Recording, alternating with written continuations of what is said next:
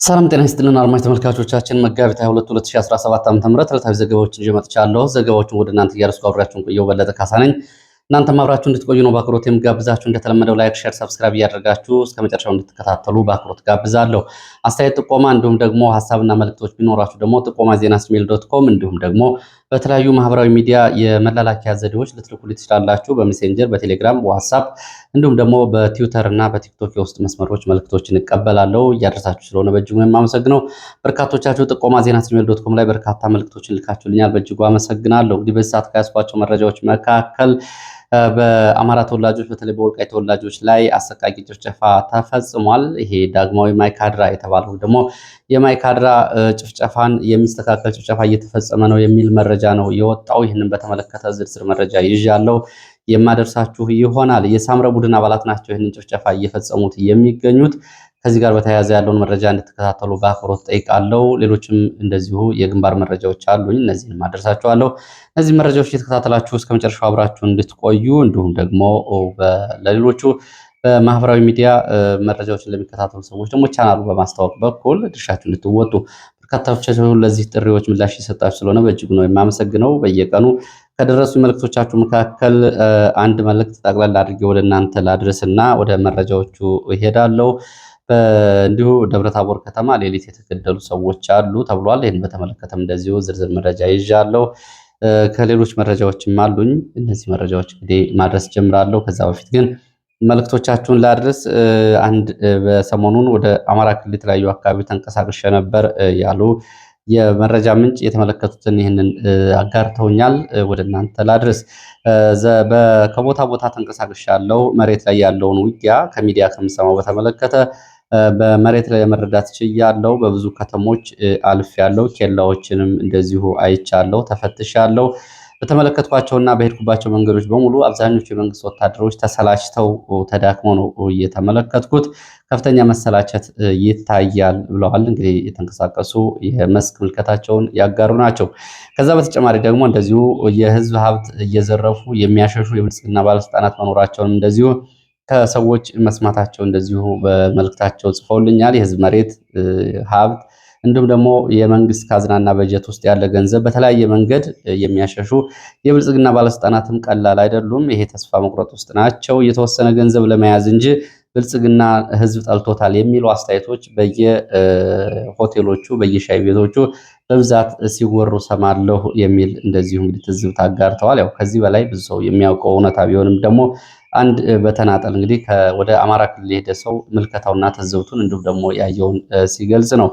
ሌላው በሰራዊቱ አዛዦች በኩልም እንደዚሁ የሚወራውና የሰሙትን የጦር መሳሪያ ኮንትሮባንድ እንደሚነግዱ እንደዚሁም ህገወጥ የሰው ዝውውር ውስጥ እንዳሉም መስማታቸውን፣ የገንዘብ ዝርፊያ፣ እገታ የሚፈጽሙ የጸጥታና የሲቪል ባለስልጣናት እንደዚህ መኖራቸውን ሁሉ ሰምቻለሁ ብለዋል። ያው እንግዲህ በየቀኑ በመረጃዎች የምናቀርበው ነው። ጠቅለል ሲል ይላሉ አድማጭ ተመልካቹ፣ የአንድ መንግስት የፖለቲካና ወታደራዊ ባለስልጣናት እንዲህ አይነት ምልክቶች የሚታዩባቸው ጊዜያት ውስጣዊ መዋቅር መበላሸት፣ የመዋቅር መተማመን እንዲሁም ደግሞ ተጠያቂነት መጥፋት ናቸው። ይሄ ደግሞ የአንድ ስርዓት የመውደቅ ወይም ደግሞ የመፍረስ ትልቅ ምልክት ነው። እኔ እነዚህን በመስክ ምልከታዎች ከሰዎችም የሰማቸውን ተመልክቻለሁ ብለዋል። በእጅጉ ነው የማመሰግነው። እንግዲህ ብልጽግና ከዚህም በላይ በአብዛኞቹ የገጠር ቀበሌዎችና ወረዳዎች መንቀሳቀስ አይችልም።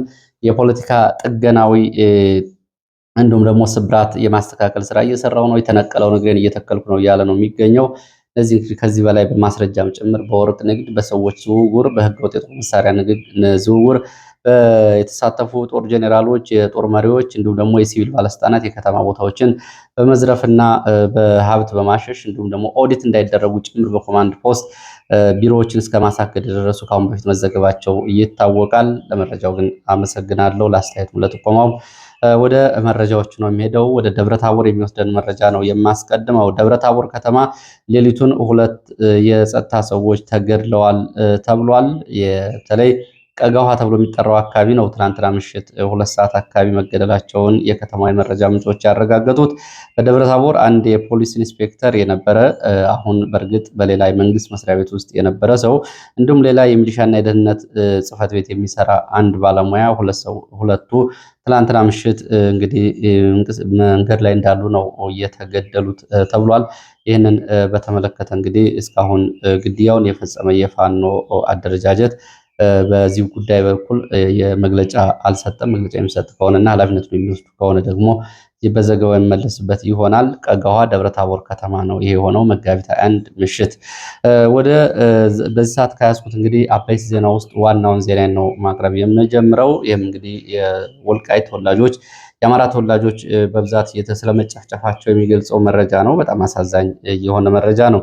ይህ መረጃ የወጣው ከካርቱም እና በተለያዩ የሱዳን አካባቢዎች ነው። በርካታ የወልቃይት ተወላጆች የአማራ ተወላጆች እየተጨፈጨፉ ነው። መጨፍጨፋቸውን የሚገልጹ መረጃዎችም ደርሰዋል። ይህንን በተመለከተም እንደዚሁ እኔ ወደ ወልቃይት ደውዬ ነበረ። ወልቃይት ደውያለሁ። ጉዳዩን እየተከታተሉና እያጣሩ እንደሆነ ነው የገለጹልኝ። ጉዳዩ ምንድን ነው የሚለውን ግን ወደ እናንተ ላድርስ። በሱዳን በአማራ ተወላጆች ላይ አሰቃቂ ጭፍጨፋ እየተፈጸመ ነው። በሳምረ ቡድን አርሚ 7 ተብሎ የሚጠራው ነው ይህንን ጭፍጨፋ እየፈጸመ ያለው ከሱዳን አልፋታህ አልቡርሃን ጦር ጋር በመሆን የጭፍጨፋ እየፈጸመ የሚገኘው የሳምሬ ቡድን ነው ተብሏል። ካርቱም እንዱርማን በርካታ የወልቃይት ተወላጆችና አማራዎች ተጨፍጭፈዋል። በህይወት ያሉትም እንደዚሁ ከካርቱም ከተማ በመውጣት ወደ ኮርዶፋን ተብሎ ወደሚጠራው የምዕራብ ሱዳን ግዛት እየተሰደዱ ነው የሚገኙት። በጦርነት ውስጥ ነው ያሉት። በርካቶቹ ህይወታቸውን ለማትረፍ ውሃ የለም፣ ምግብ የለም፣ ትራንስፖርት የለም። አሁን እንግዲህ ያለውን ሙቀት ያው ሱዳን የሚያውቁ ሰዎች ያውቁታል። በዚህ ሁኔታ ውስጥ ነው እየተሰደዱ የሚገኙት ከካርቱም ህይወታቸውን ለማትረፍ። በርካቶች ግን ተጨፍጭፈዋል ነው የተባለው።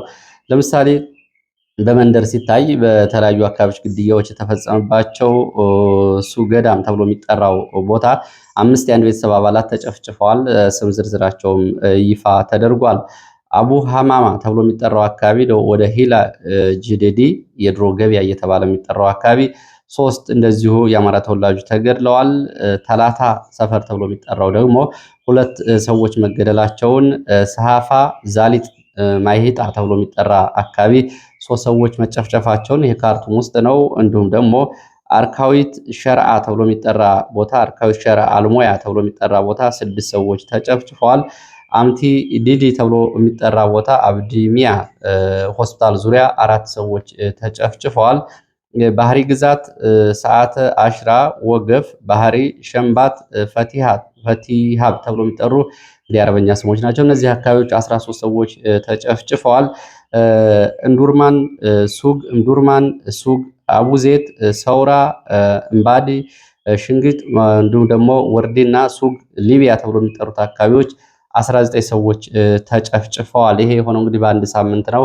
የአልቡርሃን አልፈታህ ጦር በህወሓት ታጣቂዎች እየታገዘ ካርቱም ከተማን ከተቆጣጠረ በኋላ በተለይ በከተማ የነበሩ የአማራ ተወላጆችን በዋናነት እንግዲህ በተለይ ደግሞ የሳምሪ ቡድን አባላት ደግሞ የወልቃይት ተወላጆች ላይ ነው ይህንን በደል የፈጸሙት። እስካሁን ባለው መረጃ 42 ሰዎች እንደተገደሉ ነው መረጃዎች የሚያሳዩት። ከነዚህ ውስጥ እንግዲህ 17 የሚሆኑት ገደማ ስም ዝርዝራቸው ወጥቷል። ስም ዝርዝራቸው የወጡ ሰዎች አሁን በሚዲያ ለማቅረብ የቤተሰቦቻቸው ሁኔታና ተጨማሪ መረጃዎችን ማጣራት ያስፈልጋል።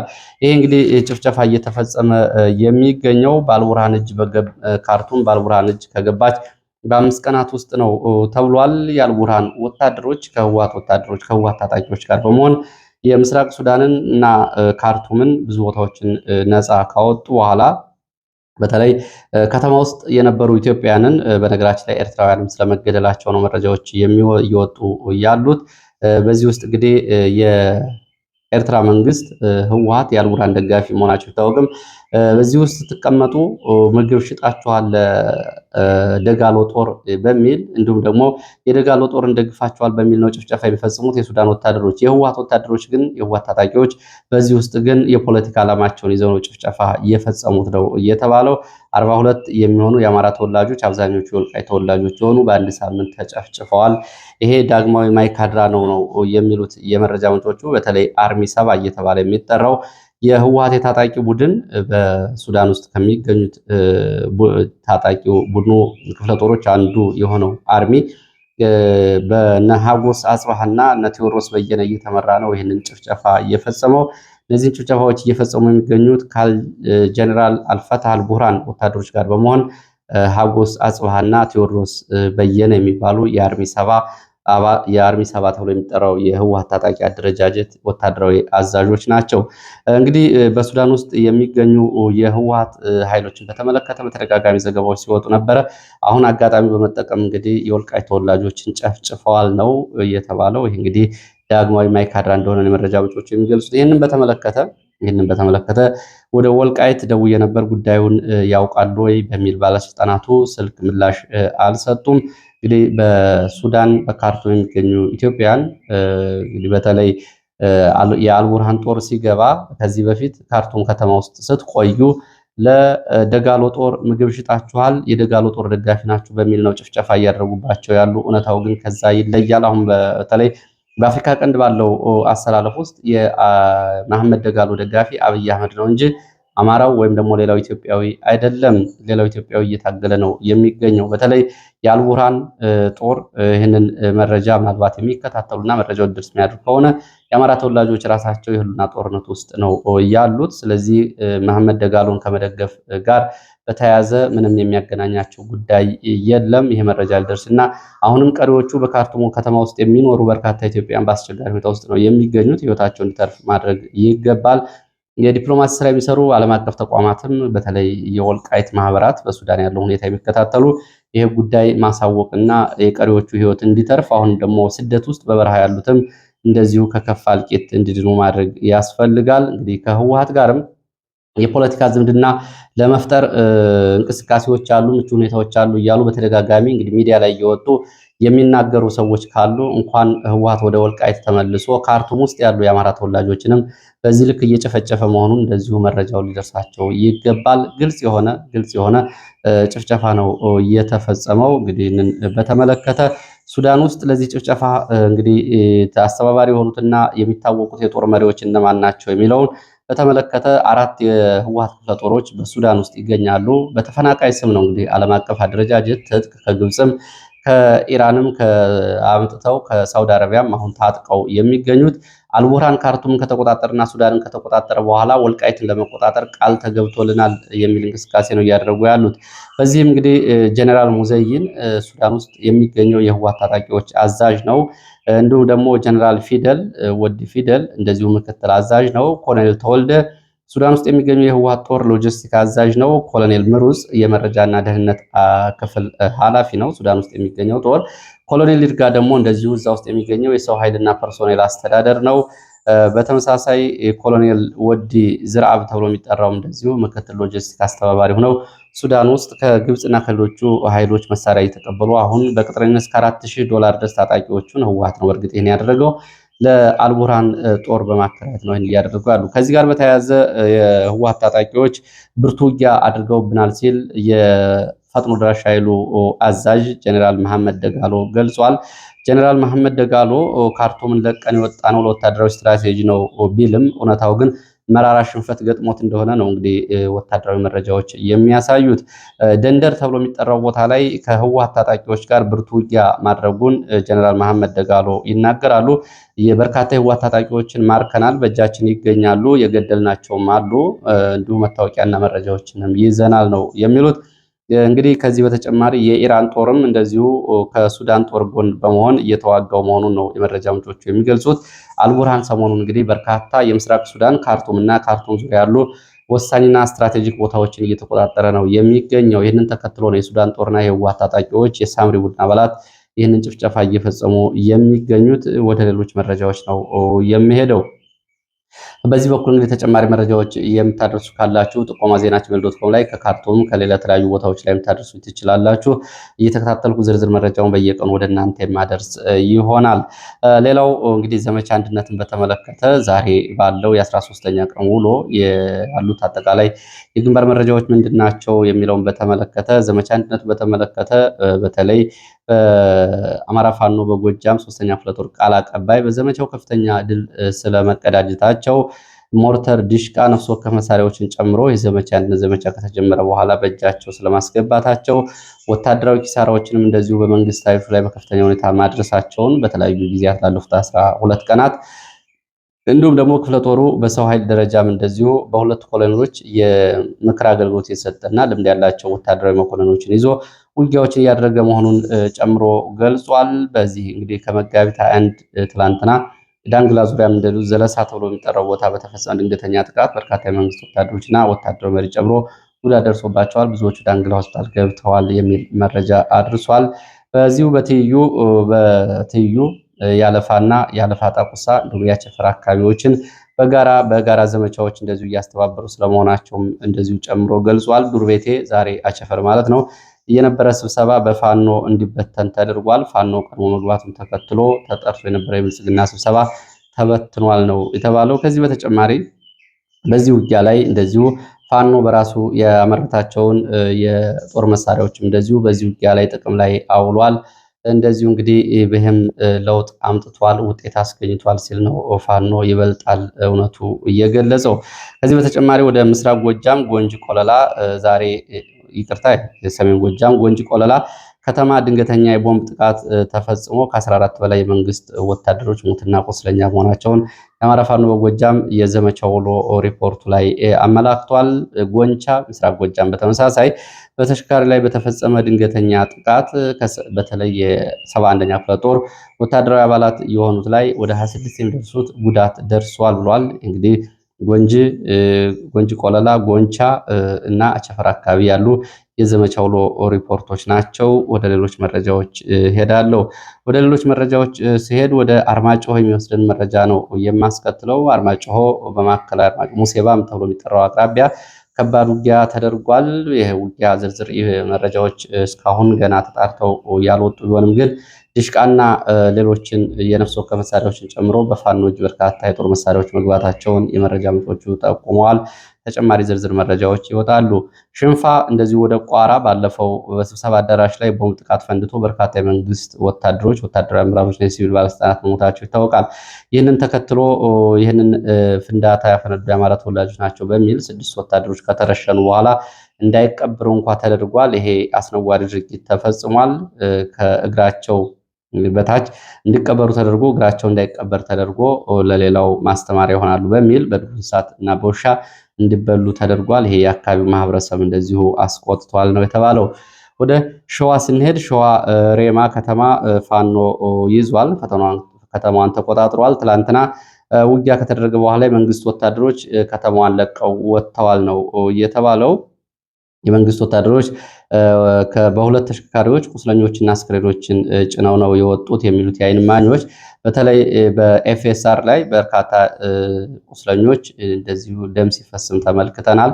በመንገዱ ሁሉ መኪናው ላይ በሸራ የታሰሩ መኪኖች ደም እያንጠባጠቡ ተመልክተናል ብለዋል። የመንግስት ወታደሮች ዛሬ በተጨማሪ ቁስለኞችን በእጀባ ከመራ ቤቴ ወደ አዲስ አበባ በርካታ ቁስለኞችን ወስደዋል ነው የተባለው። እንግዲህ በዚህ አካባቢ በነበረው ውጊያ 4 ንጹሃን ተገድለዋል።